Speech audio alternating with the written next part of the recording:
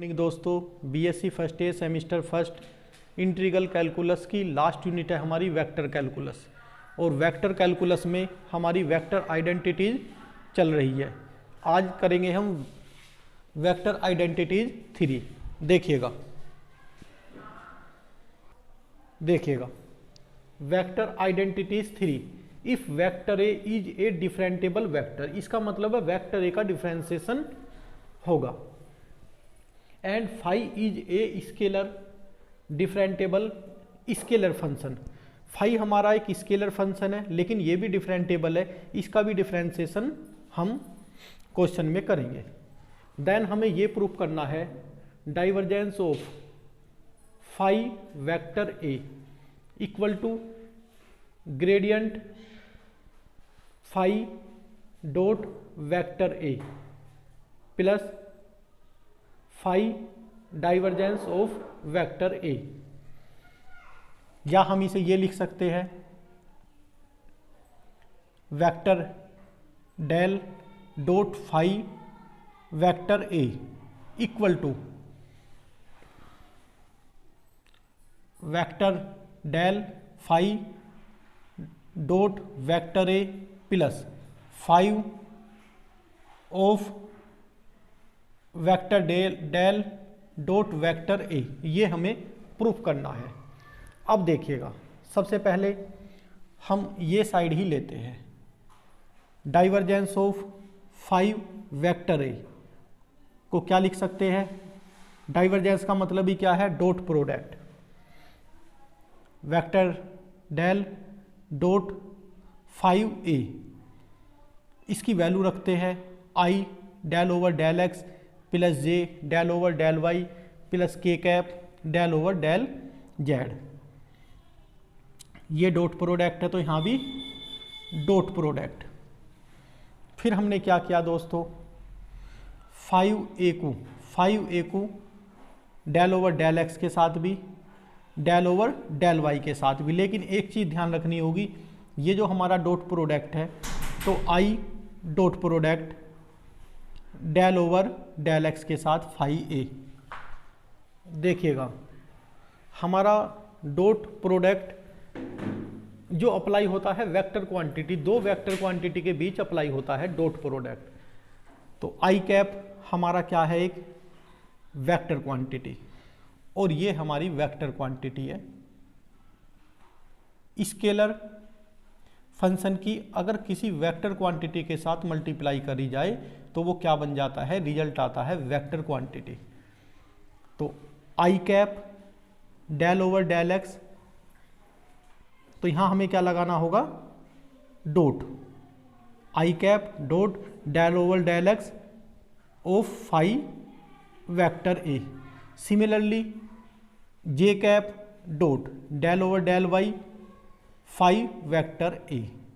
और सिमिलरली के कैप के साथ भी यही करेंगे। अब देखिएगा 1 2 3, हम अपने पहले लेक्चर में जब वेक्टर हमने स्टार्ट किया था तो हमने डिफरेंशिएशन का रूल बताया था एक। तो डिफरेंशिएशन के रूल जैसा ही पार्शली डिफरेंशिएशन को भी हम यूज करते हैं। तो फाई और ए यहाँ कहा गया है कि क्या है? दोनों डिफरेंटेबल है। ये कोई भी हमारा कांस्टेंट की तरीके से वर्क नहीं करेगा, क्योंकि दोनों में लिखा हुआ है। देखिएगा vector A differentiable vector function है और फाई भी क्या है? एक स्केलर है, बट स्केलर होने के बावजूद क्या है? डिफरेंटेबल स्केलर फंक्शन है। तो दोनों का डिफरेंशिएशन हम कर सकते हैं।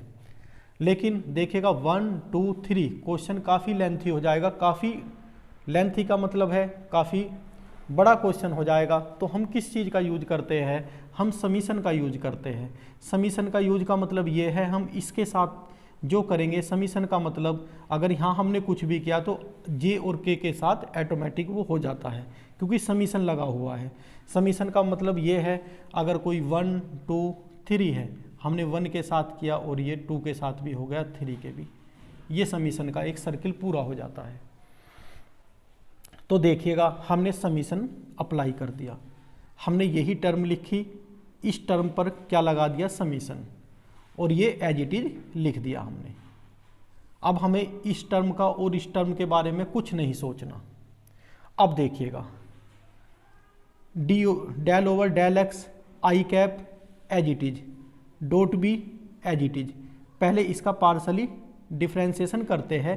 क्वेश्चन में कहा गया है कि 5 और ए वेक्टर ए दोनों डिफरेंटेबल है, तो डिफ्रेंशिएशन का फॉर्मूला लगाते हैं। फर्स्ट का डिफ्रेंशिएशन, पार्सली डिफ्रेंशिएशन फर्स्ट का, सेकंड एज इट इज, फिर plus first as it is, second का पार्सली डिफ्रेंशिएशन। अब देखिएगा इसके बाद आई कैप इसके साथ भी हमने इंक्लूड किया और आई कैप को इसके साथ भी हमने इंक्लूड किया, लेकिन डॉट का ध्यान रखना है, ये हमारी क्या है, एक वेक्टर क्वांटिटी है और ये भी हमारी एक वेक्टर क्वांटिटी है। क्यों है वेक्टर क्वांटिटी? ये स्केलर है, स्केलर है, बट इसकी मल्टीप्लाई वेक्टर क्वांटिटी के साथ हुई है। जब भी किसी स्केलर की किसी वेक्टर क्वांटिटी के साथ मल्टीप्लाई होती है तो उसका रिजल्ट निकलकर वेक्टर क्वांटिटी ही आता है। तो ये भी वेक्टर क्वांटिटी, ये भी वेक्टर क्वांटिटी। क्या किया हमने, आई कैप को इनके साथ डॉट के साथ इंक्लूड कर दिया। फिर देखिएगा हमारा एक फॉर्मूला है, क्या है हमारे पास फॉर्मूला, मैंने यहाँ लिख दिया है।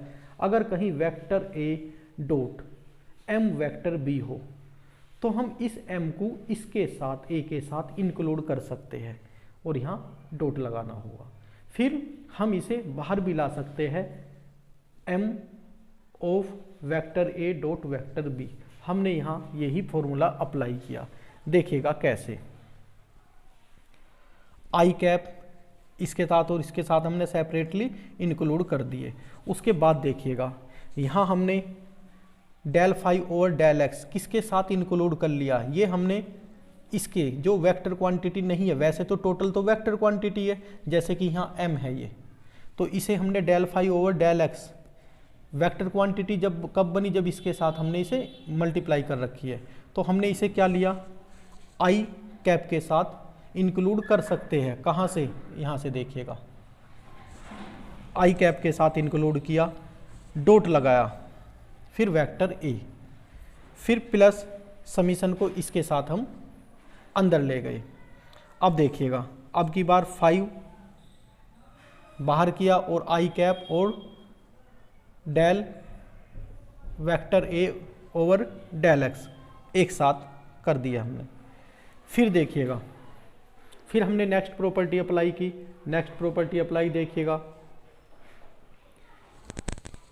ये हमने समीशन इसके साथ एज इट इज रखा, summation del 5 over del x i cap और ये डॉट वेक्टर ए, फिर प्लस 5 और समीशन को 5 जो है हम बाहर लेकर आ गए और summation i cap dot del over del vector A over del x. फिर देखिएगा इसे हम क्या लिख सकते हैं, इसे ये लिख सकते हैं, इसका मतलब क्या है, del 5 over del x i cap, फिर del 5 over del y j cap, plus del 5 over del z k cap को क्या लिख सकते हैं, वेक्टर डेल 5 और ये डॉट वेक्टर ए प्लस 5 और इसे लिख सकते हैं हम vector del dot vector A, या हम इन्हें बोल सकते हैं grad 5 dot vector A plus 5 divergence of vector A. तो ये हमारी थर्ड आइडेंटिटी कंप्लीट हुई। इसे आप अच्छी तरह से कंप्लीट करें। Thank you.